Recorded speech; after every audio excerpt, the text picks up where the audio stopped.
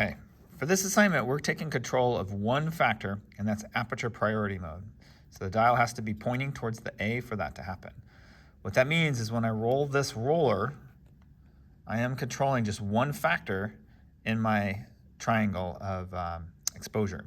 This is shutter speed, this is aperture, this is ISO, which is essentially the sensitivity of the sensor.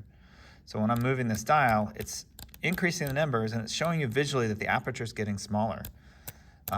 When I zoom back out, my max aperture is 3.5, and also notice that when I'm changing my zoom, my focal length, it's also changing the max and minimum apertures available. So it's not going to be the same, so you really want to try to hit f3.5. When you're looking down the viewfinder, you should see all this information at the bottom. And when you half press the button, you're going to get red squares that show you what's in focus.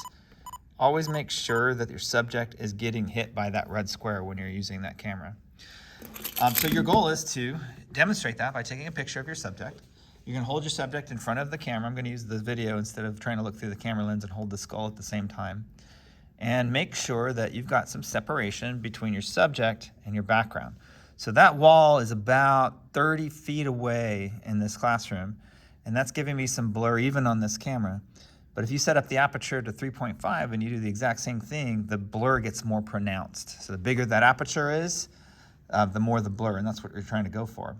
If I went the opposite direction and lowered my aperture, chances are I'm going to get a lot more sharpness in the background as well.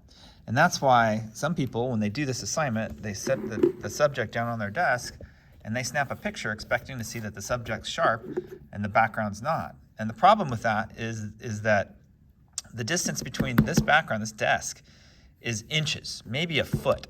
You need a lot more distance between your subject and your background. So 2 tips to get this to be really clear is make sure it's in focus. You got the red dots when you half press it so that you know the skull is what they're focusing on and not the background.